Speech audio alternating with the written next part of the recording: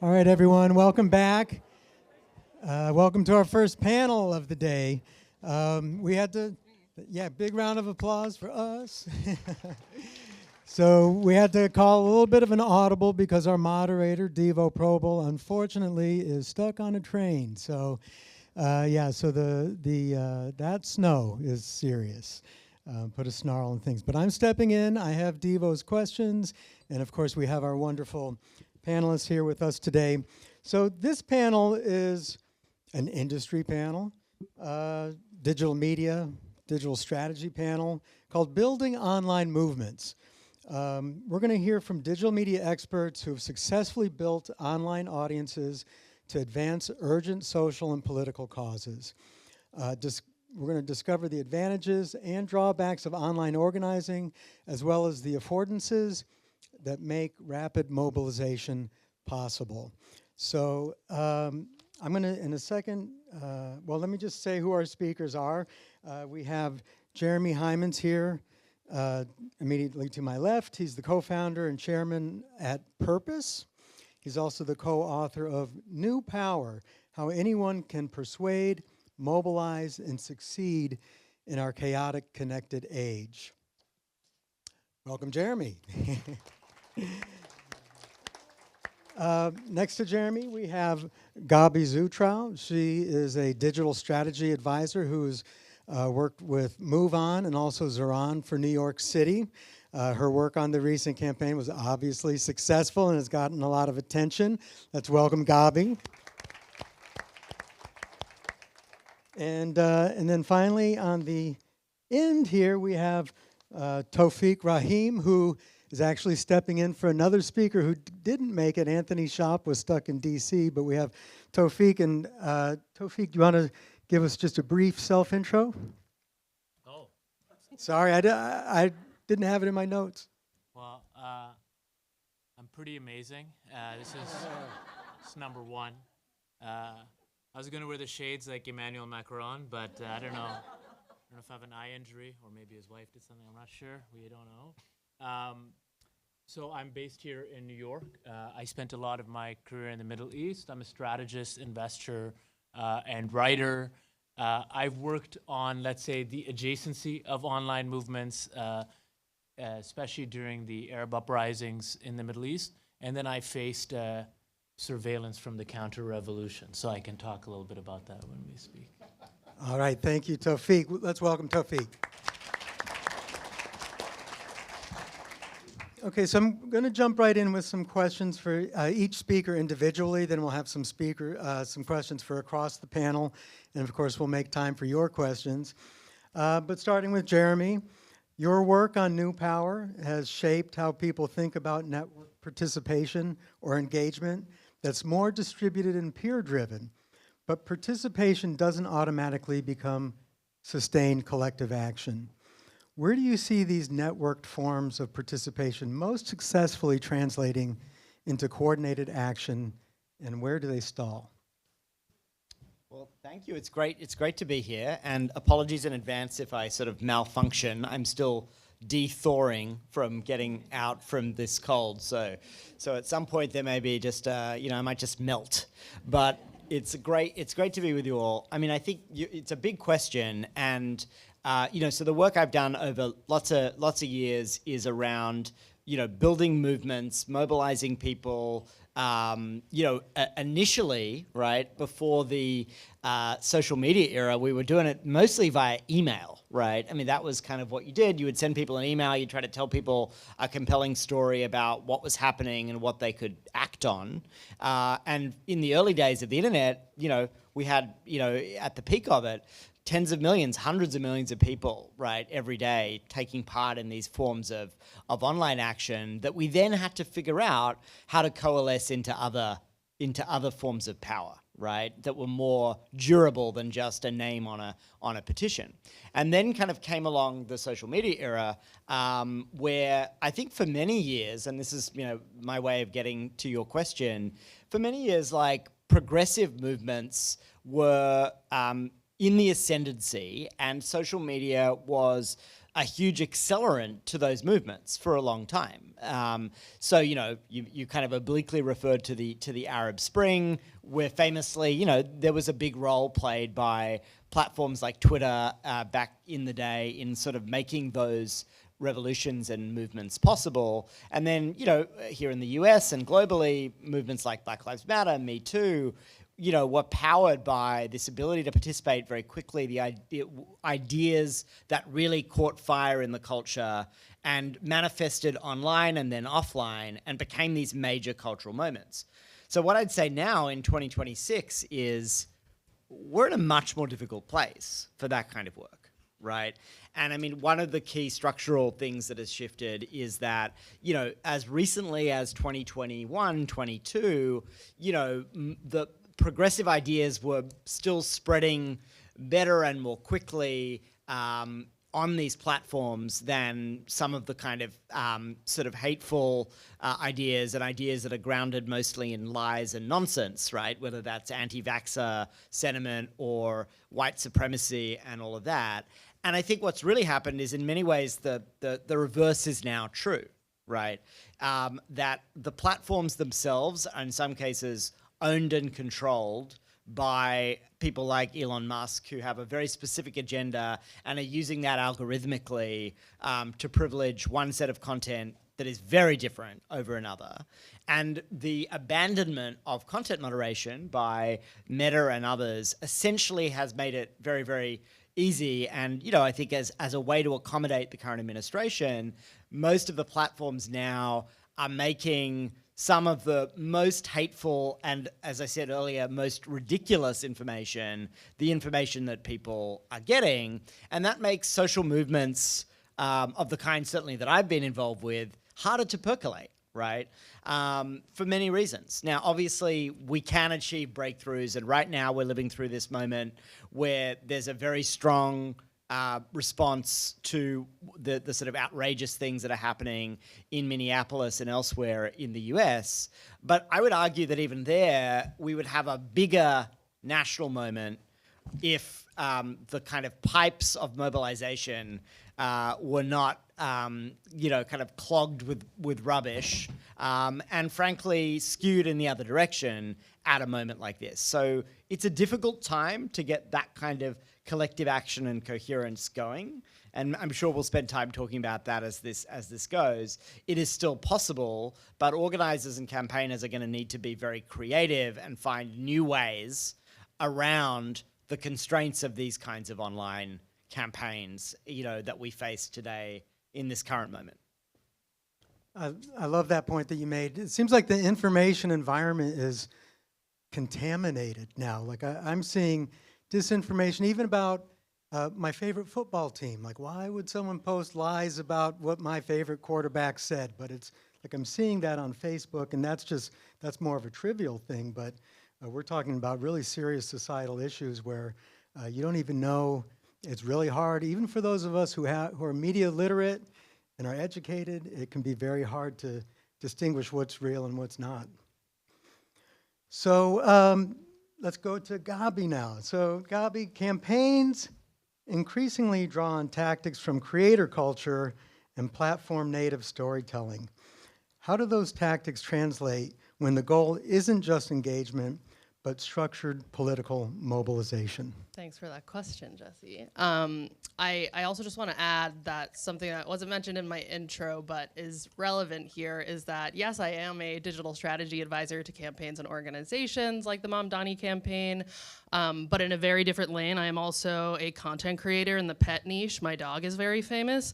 So I sort of have this dual perspective on the creator economy as someone who both writes and designs creator engagement programs for my clients and has a ton of social media expertise as far as strategy, but also as a content creator myself, I have that perspective on it. And I use my dog's pages as a place where I experiment before I try stuff with my clients. So just an aside there. But to answer that question, I'm curious who's in this audience and if people can raise their hands if you are like sort of in marketing or want to be in marketing.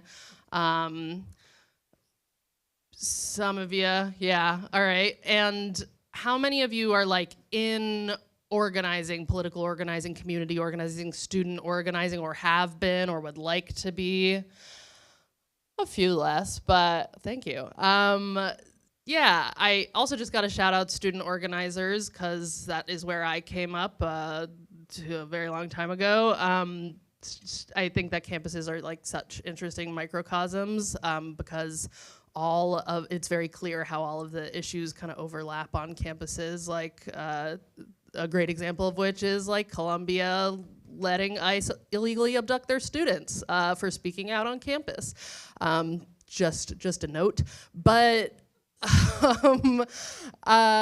yeah, I think right now we are seeing a really good example of how the tactics that work in politics and on campaigns are not really different than what work in pop culture. And I asked the question about marketing versus whether you're in organizing because I sort of see the marketing funnel, which some of you are probably familiar with, as a sister image to the organizing ladder of engagement. And if you're not familiar, the marketing funnel is sort of building an awareness and then creating an interest in your audience and then creating a desire to purchase or whatever it is, and then having them purchase, having them become brand evangelists and tell everybody about your product, and that's sort of like how you get people to love what you're selling. And how you get people to love an idea, which is a big part of what organizing is the same process, but the reverse image, which is basically you're looking for people in your constituency who will be interested in the topic, and from those people, making sure you are creating interest and desire. Maybe that is through creator campaigns and organizing creators, and making your idea, whether that is like, I should be mayor of New York City, or whether that is, we should be not drilling for fossil fuels, making that idea more and more appealing until the point of conversion, which is usually, rather than purchasing your keto ebook or your protein powder, is going to be like getting on a volunteer list, showing up at an event, showing up at a phone bank. And it's really kind of all the same mechanisms of like making sure you reach the greatest number of people through like organic and paid media strategies, and then making sure that the people who are interested out of that audience become the people who are on your list, who are your warm audience, who you can then make ever-increasing asks of. So I think that was the whole question. Well, I like that connection that you made between or the same strategies and same tools that we might use for corporate purposes are what we use for online mobilizing. And I do also want to make the point that one of the biggest things that I did on Zoran's campaign was set up this social media chatbot called ManyChat. It was the first ever use of ManyChat in an electoral context, because ManyChat was a tool, and if you guys have ever seen what the tool is if you've ever seen like a lifestyle creator being like, comment Pilates and I'll send you the link to my Pilates ebook so you can have shredded abs by summer too. And then you comment Pilates and they send you the link to the ebook. That is ManyChat at work. It also automatically replies to direct messages. It automatically replies to story mentions, whatever.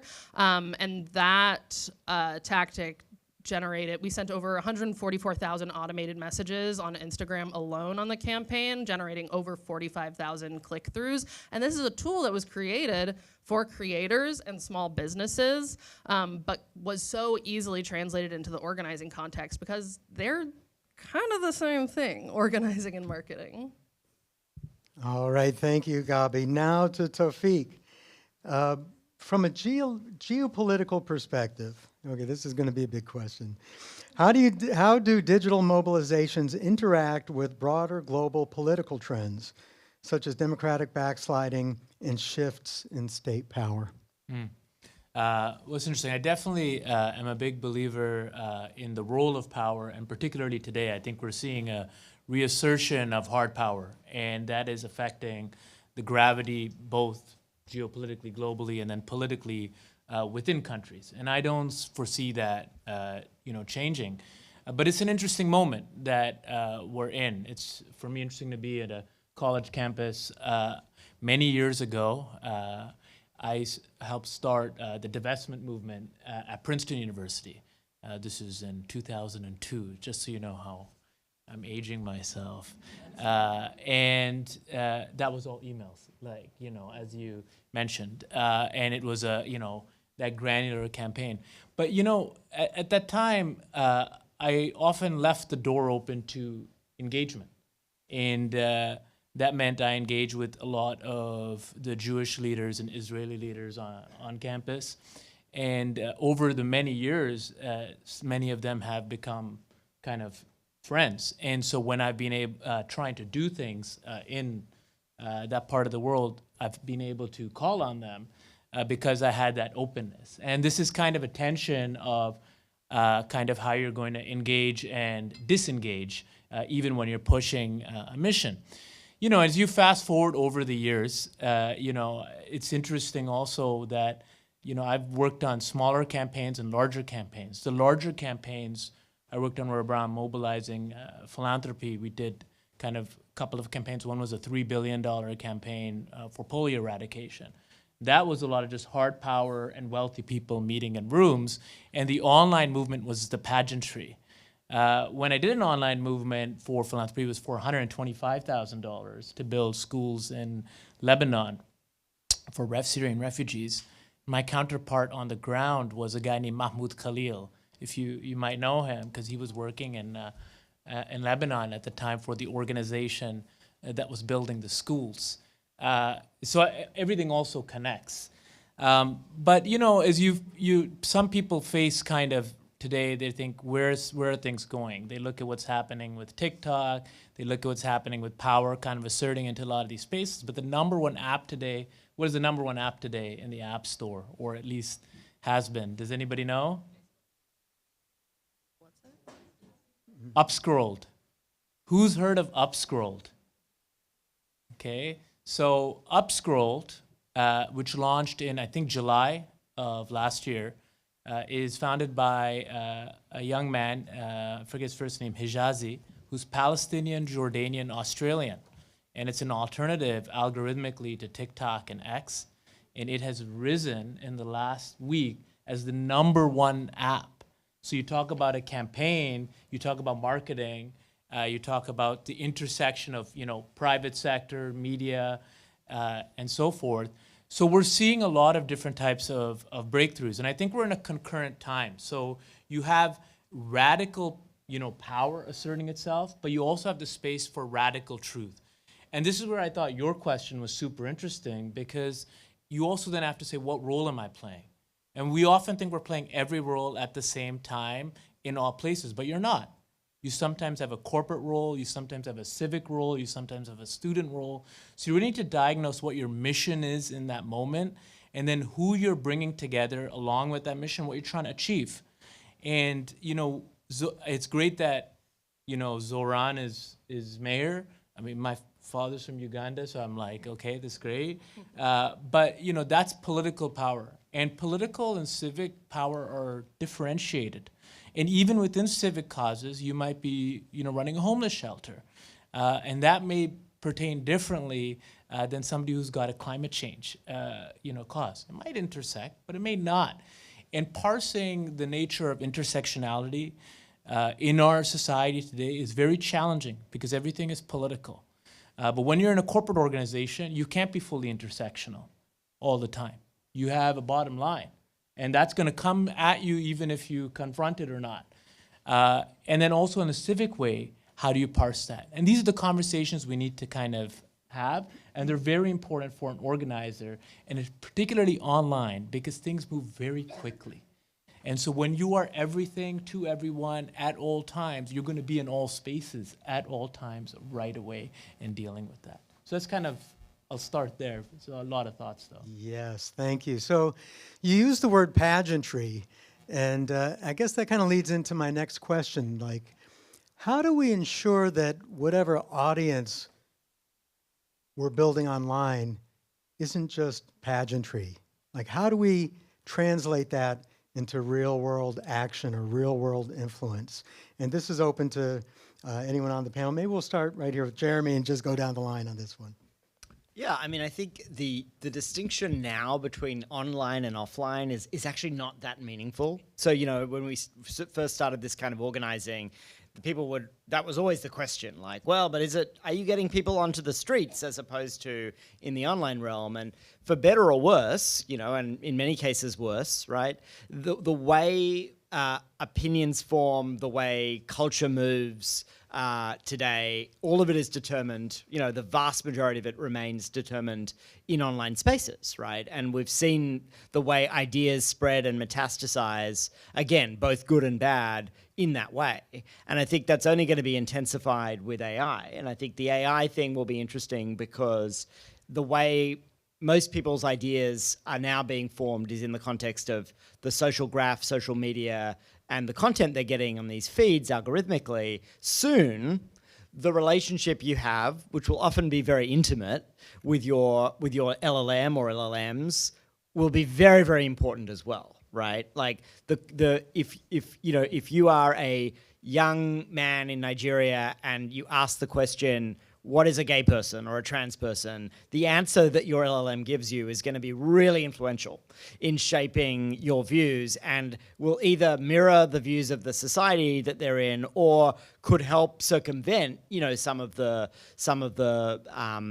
prejudice that exists. So I think that dynamic of saying, well, you know, is the online real or not, is a little bit of a difficult one. I think there is a larger question of, you know, there's only so much that online signaling and pageantry, as you say, can achieve, right? So it is very useful in moments like the one now for people to signal, right, their opposition to the regime, their opposition to what is happening, to do that social proof.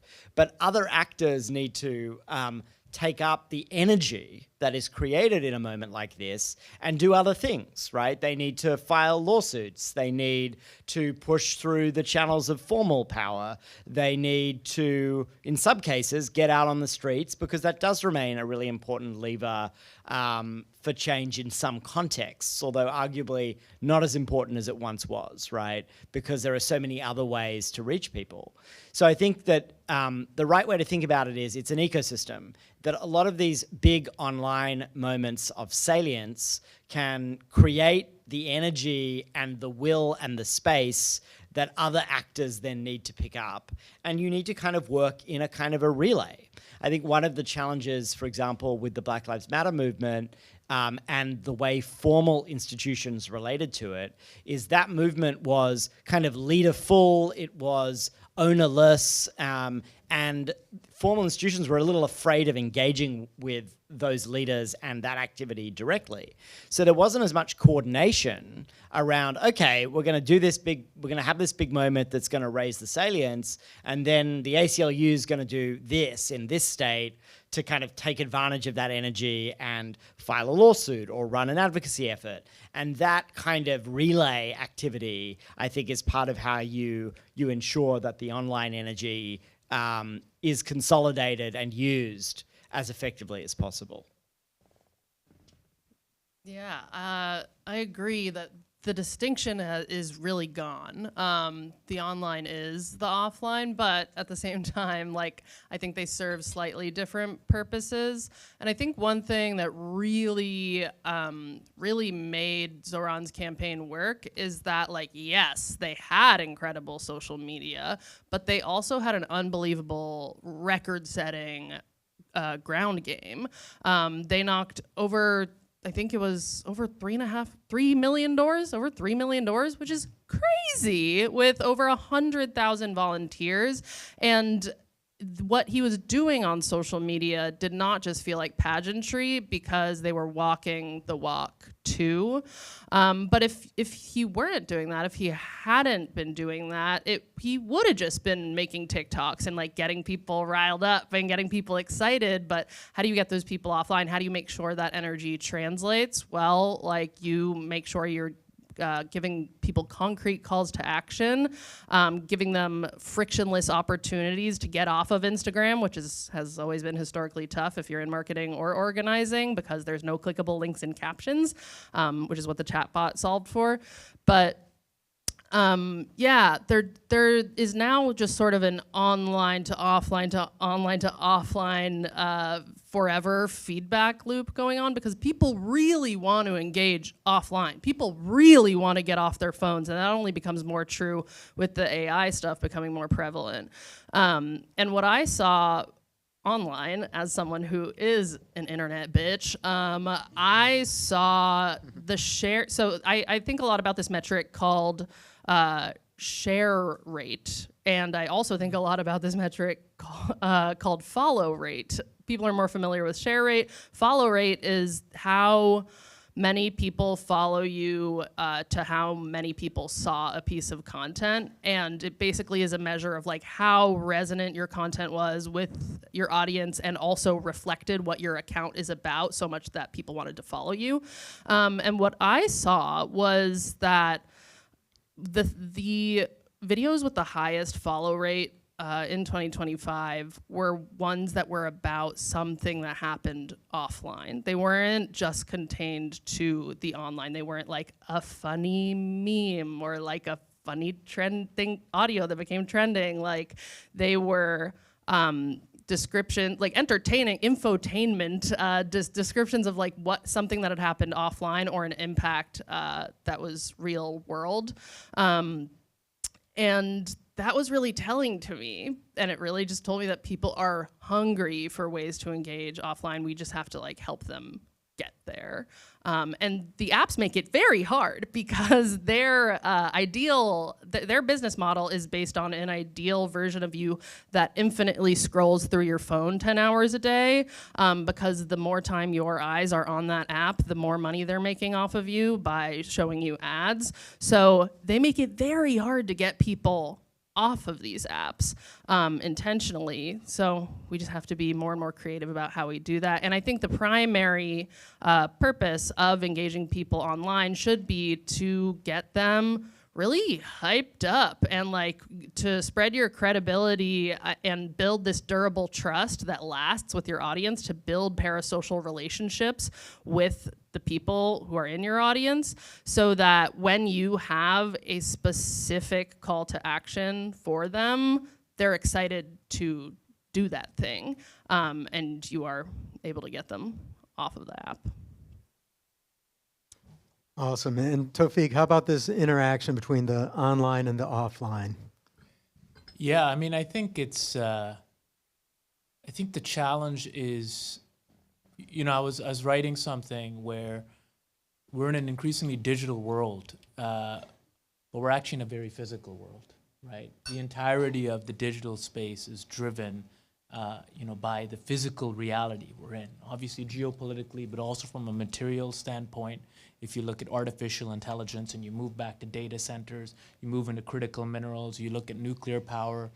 And so you're talking about a hard physical reality kind of also reasserting its focus.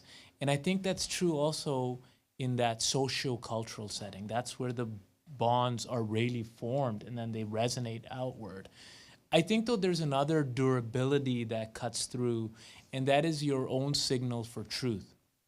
I think it's going to become incredibly more important as algorithmically and then through artificial intelligence, these kind of, you know, autopilot digital meta-narratives take over. And I think what's going to sustain over time is both for audiences, but also for yourself, your internal signal of truth. You really can't depend, you know, externally.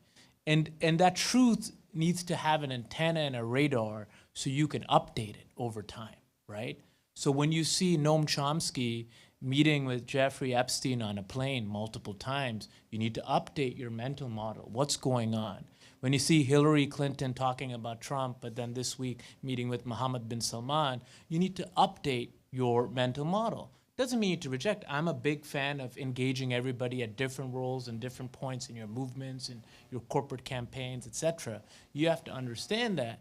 But that durability of truth is super important. And as long as your antenna is constantly updating, I think it's going to survive whether it's online or offline.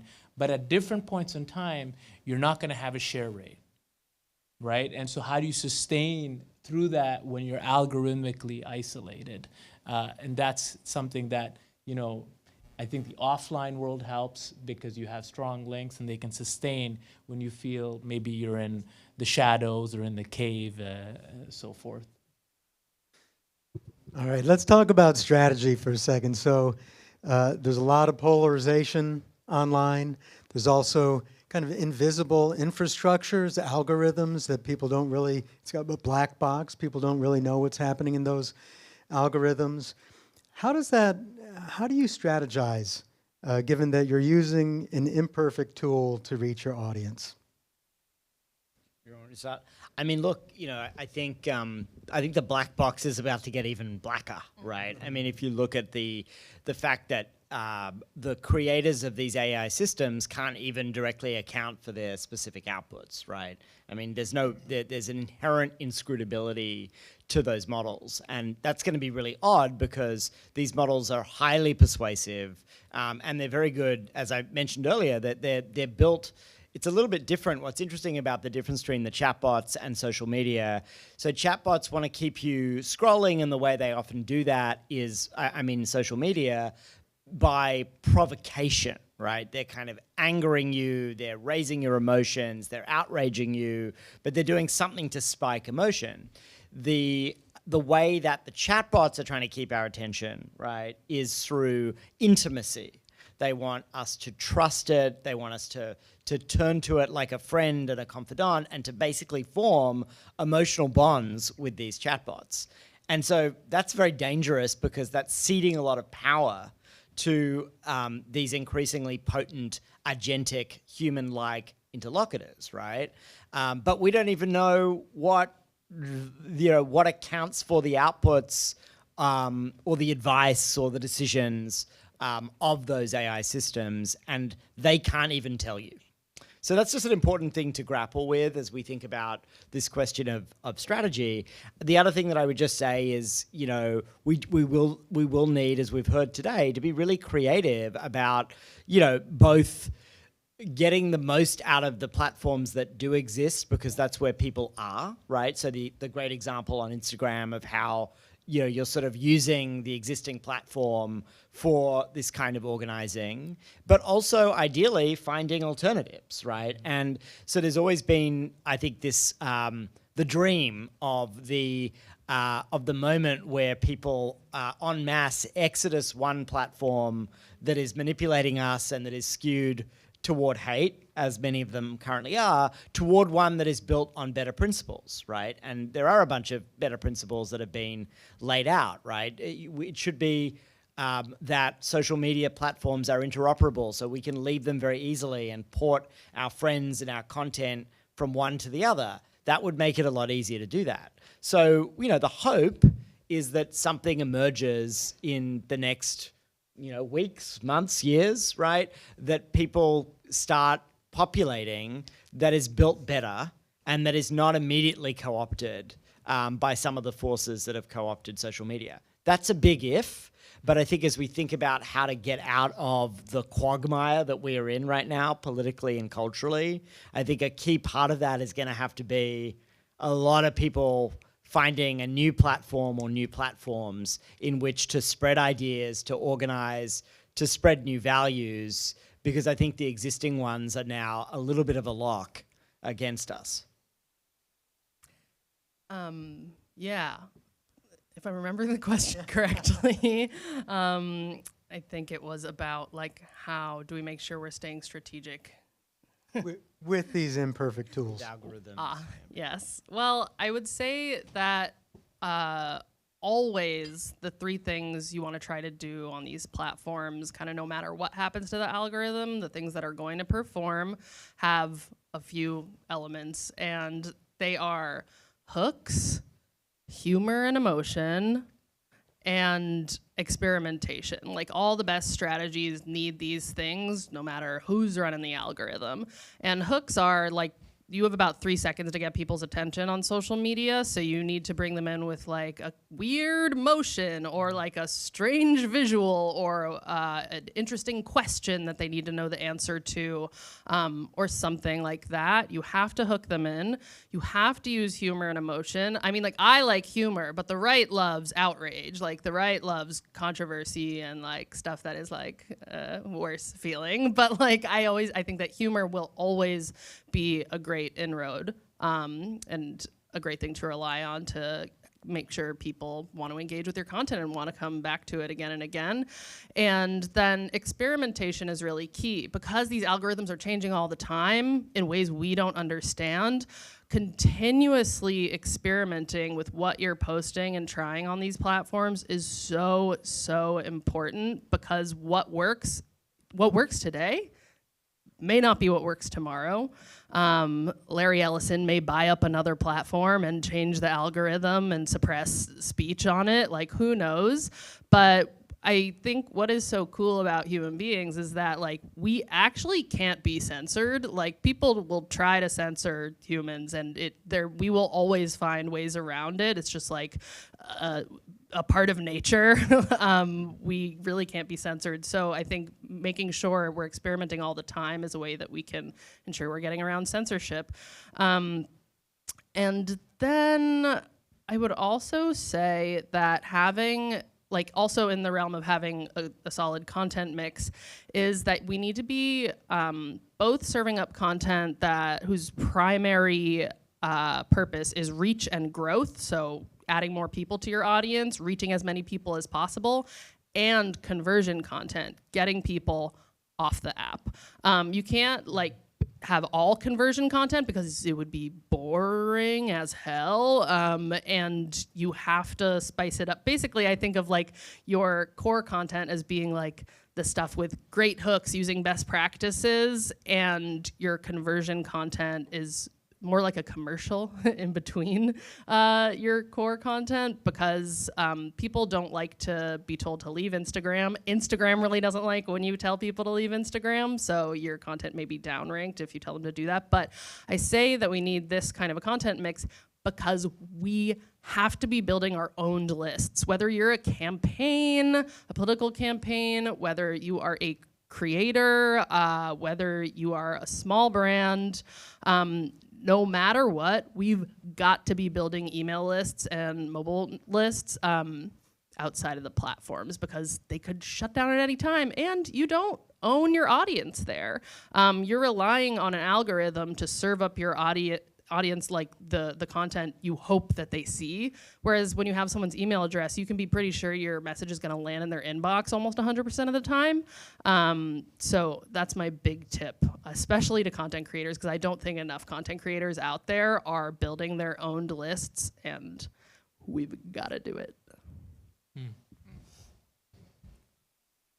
So the question is how you use imperfect tools. Yeah. I think, I mean, we're blessed to be in the time we're in. We have so much ability in each of our hands. I think it's unprecedented. And so it's a huge opportunity. I think we've never had more perfect tools. They come with all sorts of challenges or issues. But if you are creating a business, you can create a business today as a person of one. And you can become this, I called it, you have macro orchestrators of, AI, maybe it's like you have micro orchestrators, and we each have the ability to be a micro orchestrator. You can be your chief marketing officer, and then you can create agents, you can create tools to create your content and so forth. And you're gonna have to decide when and how you use it, how you maintain the authenticity and the through line, that's there. I never allow AI to write anything, even like a post. And then people write all their LinkedIn posts, you know, they'll be like, this is not a moment, it's more than a moment. It's a moment of moments, period, dash, you know, you're like, what's going on? And then like 50 people like it, you're like, they're engaging, they got hooked, you know? And you're like, what's wrong with my friends? And then, you know, somebody's right now being like, delete. Yeah, it's like they're like, this wasn't just a panel, it was a reckoning. So it's so obviously there's imperfections, but I think you really got to lean in, and it's almost like you have to embrace it totally, and it's that diametric message. I mean, I think if there's one thing you take away from today, I would say it's embrace what is happening and go all, like really go in, because when you see what's really out there, I mean, it should shock you, because things are moving so fast, and what you can do now is incredible, and it's all forms of decentralization, AI. I mean, it's all there, and then I would also reread, if you've read it or read it, Brave New World, and so you just keep that in the back of your mind while you're going kind of all in. All right, always like a good book recommendation. Thank you. So in a minute, I'm going to open it up for questions from the audience. So be prepared with your questions. But I have one more that I'm going to ask. Is there such a thing as a leaderless movement online? I mean, the very quick answer is I think of them as leaderful rather than leaderless. Sure. Why not? Yeah. I don't believe in leaderless movements. I think they're rudderless, and they can emerge. And I think there is a hive mentality in humanity, and so I'm sure you've seen this in a lot of your work, that things kind of emerge. But I've seen a lot of movements fail without a leader. I mean, I think that's what's impressive about, you know, the Zoran campaign. There was a Zoran, right? And you know. Also, on the other side of the equation, there was a Trump. Without Trump, there is no MAGA. It doesn't survive, right? Leaders are important, and in the Arab revolutions, the leaderless movements, they fizzled out. And then the question becomes, how do you create collective leadership, right? And that's, I think, the challenge that I'm sure you've also worked on. And I think that's one that doesn't get discussed enough, and that's maybe a way around it. All right, does anyone have a question for our panelists? Over here? In the back here. Stand up, please. Hi, I'm Demia. I'm curious to know, in digital media, how do you balance empowering your audience to think critically about the issues that you're bringing to them, while also engaging your audience and satisfying the content that your current audience is looking for?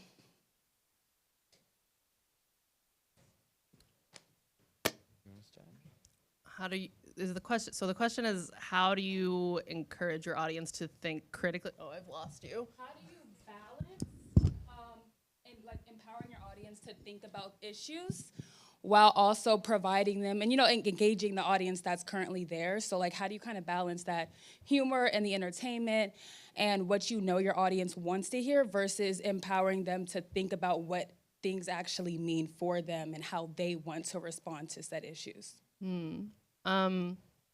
I think you really have to just talk about issues however is authentic to you. I mean, as a content creator, you have to, your audience will be able to tell if you're not being authentic, and your audience is following you because they like your content. So I think sticking to whatever it is that your audience is following you for, it might be for humor, it might be for hard-hitting news, but not everybody has to be everything. Like what we're seeing right now, which is really interesting with the rising tide of fascism, is a lot of content creators being like, all right, like this is a cooking account still, but let me weigh in the way that I can. And they're like voicing over about the Fourth Amendment while cooking their like risotto. And yeah, I think it really just, it's going to be different for everybody, and it's going to be different audience to audience how you kind of give your audience the trust that's needed, and they give you the trust that's needed to help guide them through these like critical moments like this. I think that's so interesting. I mean, a few years ago, the big topic was brands taking stands and CEO activism, and there were questions about, well, how do I know if my brand should take a stand on this issue? How do I know if I have legitimacy on this issue? And I think that's the same thing here. You know, it's like if you're doing a cooking site, should you really be speaking out on one of the issues? Yes. So I would disagree. I think I would not completely disagree, but because it depends on the circumstances. But I would ask yourself two questions, which is, what is your core mission? You need to have a mission imperative. That mission is actually important. So I worked with an organization that was educating girls under the Taliban right now. Their mission is to ensure that under the surface, girls who are still under the age of 12 can get an education surreptitiously. They will stop at nothing. They will talk to everybody. They won't alienate anybody. That's their mission. Now, if I told them you need to weigh in on, let's say, fascism, which may be the right thing to do in some respects, but then they can't engage the U.S. government. And so that's kind of where really asking yourself, what is your mission? And then you sometimes have value overrides. We say, I have an intrinsic value that in this moment is overriding as a corporate, but then there's a cost to that. And so you must reckon with what that cost is.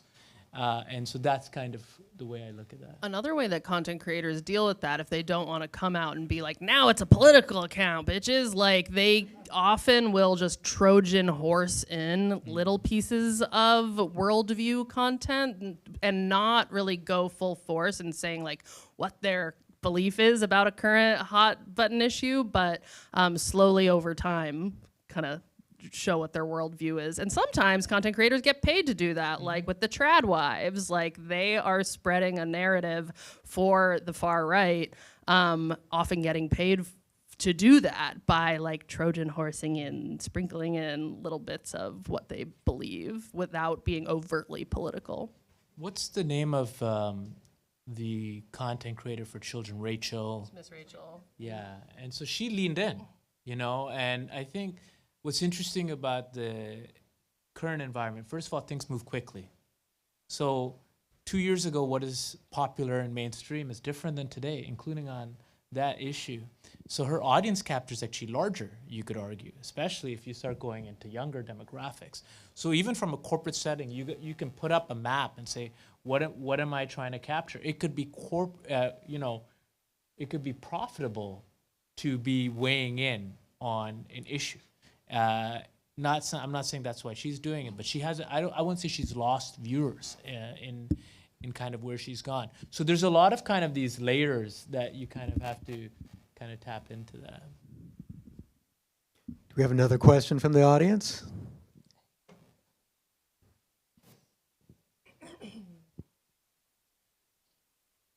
This is the silent communicator. Here on the left.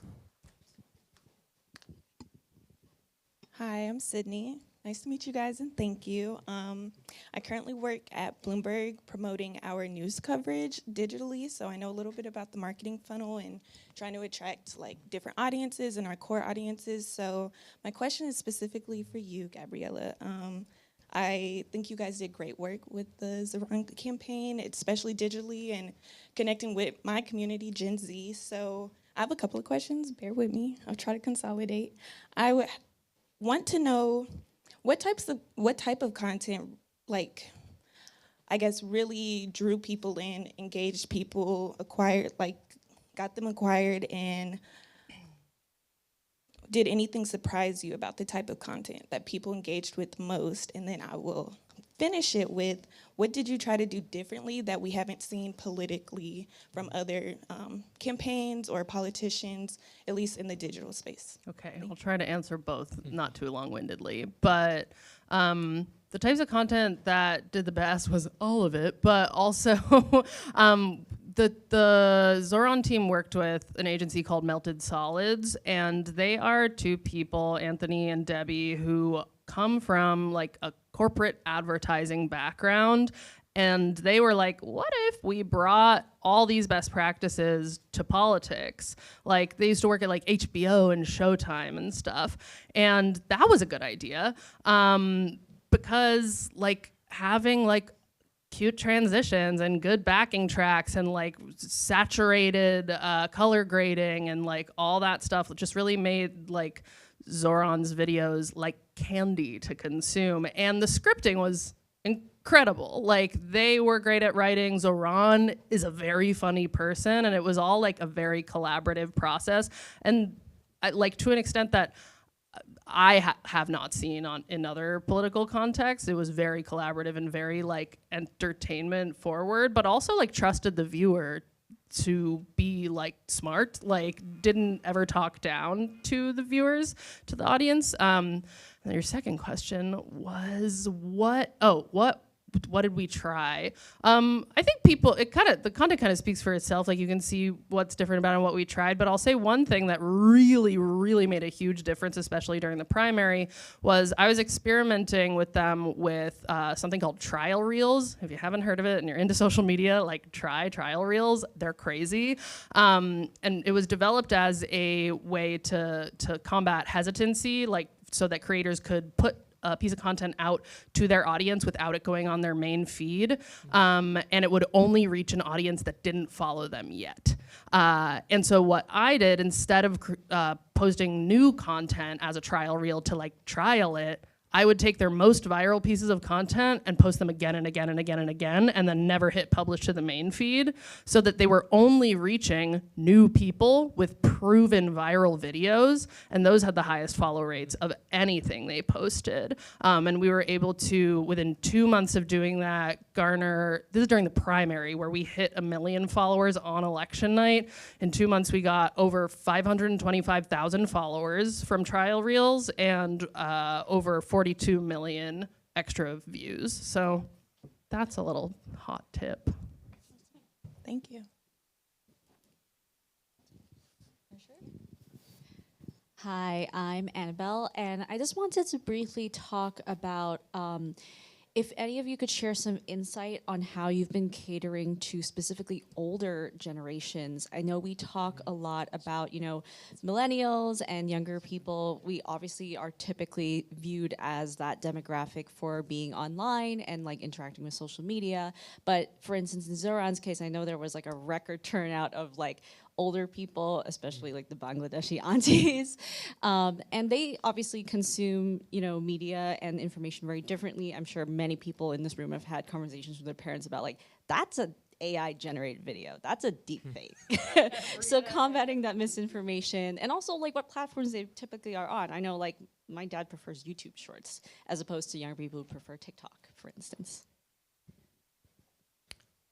Yeah, I mean, I think your point that older people are actually in many ways more susceptible to the disinformation problem than younger people, because they're much less sophisticated about parsing different types of content is a real challenge. I mean, one thing that is, I think, paradoxical but has mostly been true over the last 20 years in online campaigning is that paradoxically older people are actually more active as online campaigners than younger people. They actually do more, right, when you ask them to take action. And there are a whole bunch of reasons for that. They tend to be more politically engaged overall.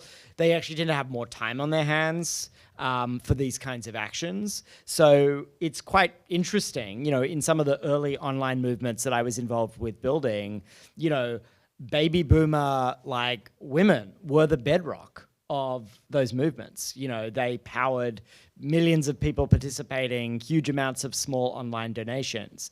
Now, that hasn't exactly translated to, say, TikTok, right, which is dominated more by young people. But I wouldn't sell older people short, right, in their capacity to act and drive these movements. And it makes the need for sort of more generational coherence in progressive movements even more important. And that hasn't always been the case over the last 5-10 years. Hi, everyone. I'm Simone. I work for Read by Fourth, an early literacy campaign out of Philadelphia. And I just had a kind of a personal question. Are there any content formats that are piquing your interest personally right now?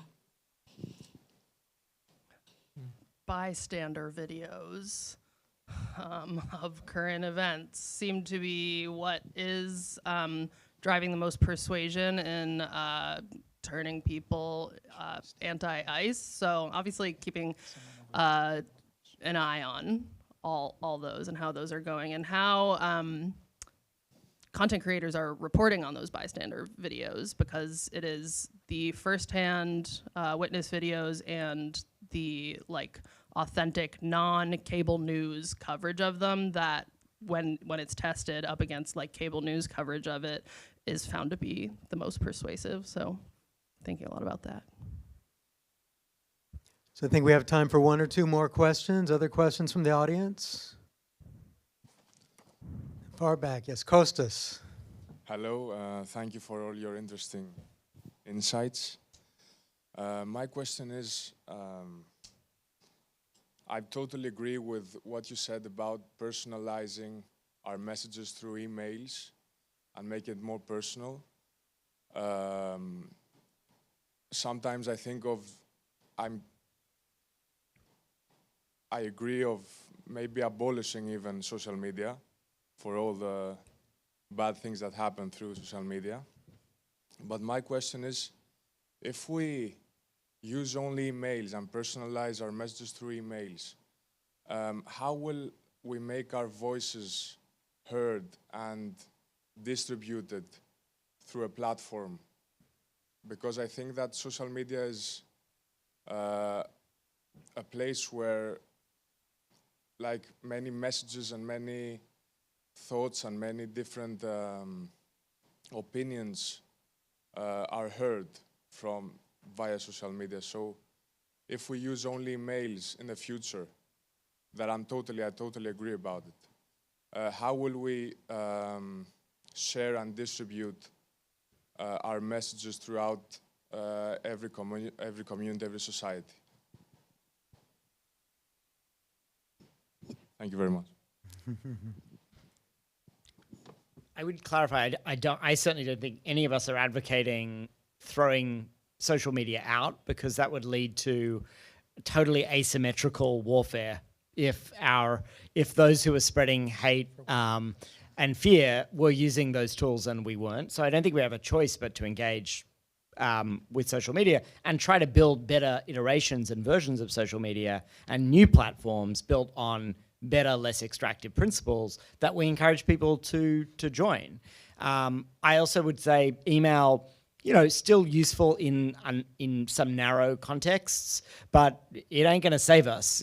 Most people are no longer going to be responsive to email the way that they were when we started doing online campaigning in the mid-2000s, and receiving an email asking you to take political action felt fresh and authentic. Much like the AI slop of today, the original slop was sort of emails that got written that were not actually written by bots. They were written by real people that sounded a lot like the slop that was described earlier, that was like, take action now. And it was all very clickbaity. You would get that email from Barack Obama with the subject line, dinner, ? That kind of inauthentic engagement by email was part of why I think everybody unsubscribes to everything they receive politically these days. It's real bad. It's real bad, because I guess the bots have gotten involved as well. And I will just say I really resonate with the feeling that we should abolish all social media, because these apps are from hell and no one should use them. I guess I think that Kostas kind of raises a point too about hacktivism. Has anyone heard of hacktivism? Like the idea that, you're sitting there scrolling on your couch and maybe liking some things, but not really making any impact. How do we, I mean, is hacktivism, how do you bring someone from hacktivism to making an impact? Or do you just let them, do you just let the hacktivists be and reach out to the people who are motivated? I mean, look, you know, we're in a time of power. You have to take power, and you have to use the power that you have to achieve results. So I think that hacktivism or hashtag activism, you know, it creates virality, it creates resonance, creates reshares. You can create awareness. If you have a good funnel, you can convert people either to a purchase or to a subscription. You can then create an event that you activate them into an offline. So I think there's a whole, you know, I think you have to have the metrics. And if you're running something very organized, you're going to figure out how you're translating. But, you know, if you have that Boko Haram campaign, I think we've been through a decade of these type of things, right? Where you understand, you know, if the first lady is hashtagging bring the girls home, and you're like, well, your husband does wield the most powerful military in the world, and he's currently killing people on the other side of the continent, you know, through the drones. I mean, what's going on? Why couldn't you use some of that? Why are we hashtagging? But it's hard to interrogate that, right? I think I don't think it's just from the doom scrollers. I think it's the way our society is. And it's also reflective of the dopamine cycles that we feel we've done something, but also that everything is urgent, right? So we've kind of become numb, right? So you see it, you react, and then you've done, you know, your part, then you need the next crisis. And I think it's part of the email thing. Everything is a hashtag. So now you are urgently concerned about 50 different apocalyptic things that are ongoing right now. And the hashtag and hacktivism becomes a way to then engage and say, I've solved the apocalypse today. But I think there's a deeper, you know, challenge there. I think it's actually, I think with all things, is a spiritual challenge. Because I think we have a lot of issues today, but we've had a lot of issues 50 years ago, and et cetera. And so there's a little bit of a like, how do you organize, what you do, what you prioritize, what you act on, what do you actually act on? Do you need to act on everything? And then kind of coming back to yourself as a society and et cetera. So I would also just like not be so down on hacktivism. I think that there are like different ways to engage in political movements, and for some people right now, sharing that meme is going to be what they can do. And like, ideally, everybody in this room should go out and do civil disobedience and get arrested to fight ICE, is my feeling. But like, a lot of people are simply not there yet. And like last week, I shared a meme that was just like a picture of my dog with text over it that said abolish ICE. And I saw thousands of accounts that had never posted about politics before share that to their stories. And for some people, it's gonna be a dog meme. That's their first foot in the door. For some people, it's gonna be like a video from a gaming account they follow or a makeup account. Whatever it is, I don't really care what that first foot in the door is, or if that's all you can really muster right now, because there's so many ways to engage. And I do think that sharing and helping spread educational materials, I think that's all like a totally legit way to engage, and hopefully it's the first step towards deeper engagement. And I think it's our jobs as people who like get these people off the internet to make the content so enticing and engaging that like the person who shared the meme last week signs the petition this week. The person who signed the petition last week comes to the Know Your Rights training this week. The person who came to your Know Your Rights training last week is doing the civil disobedience next week. That's kind of our job as organizers. Yeah, well put. All right, one last question, Christelle in front. Thank you. Hi, Christelle. So you briefly talked about the Arab Spring and you mentioned Lebanon, so I think like you're a bit familiar with the Arab situation. I'm Lebanese, and my question is, so I don't know if you're familiar in 2020, 2019, when the revolution started in Lebanon against the government. So After the explosion on the pier? no, it was actually a bit before. Yeah, it was like end of 2019. Yeah. The explosion was in August 2020. Yeah. So it was like the explosion happened during the revolution. And the online movements played a huge role in the revolution. And it did last for like a year and a half. And there were so many influencers who were like on the ground and just like making sure the revolution is still like, you know, alive. But then just like after a year and a half, it just like died. And it just like became super ridiculized, if you want. So my question, how do you keep momentum when you don't know, like in Zohran Mamdani's campaign, you know you have a starting date for the campaign, you know when your campaign is gonna end, so like you have this time. But how do you keep this momentum alive when you have actually a revolution that you don't know when it's gonna be resolved? And I also ask this now because like we see what's happening in Iran right now.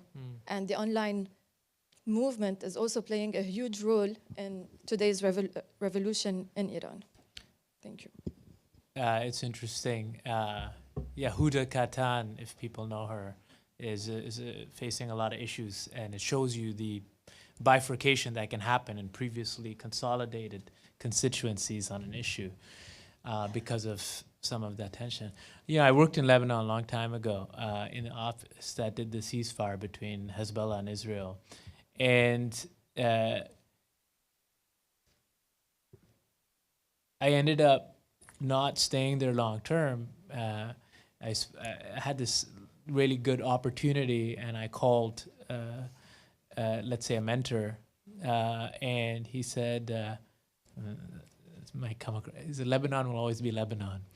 And I'm like, well, if I stay here, I'm not gonna solve anything, even as an outsider. And it's a challenge, you know, when there's entrenched structures, the solution space is not so clear. I don't know if there was a group called Madinati, was that right?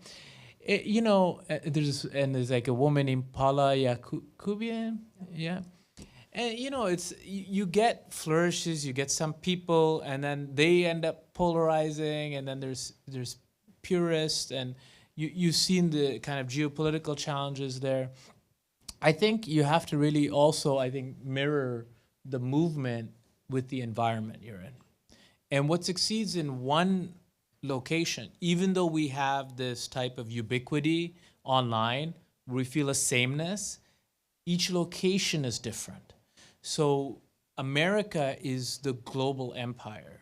So the nature of power here, the nature of change is going to be different than if you're in a country that's in the periphery of the empire, or if you're then in an autocracy.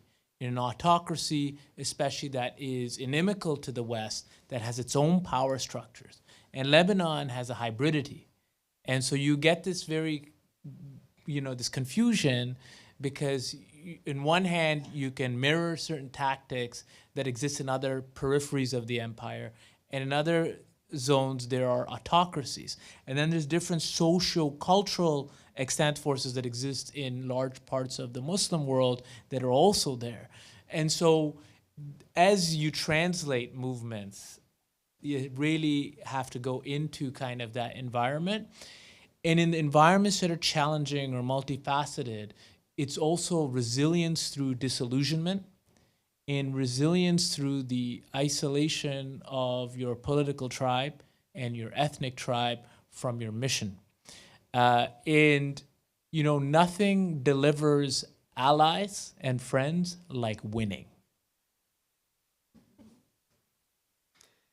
All right, I think we're going to have to leave it there. A big round of applause for our panelists here. Thank you so much for participating.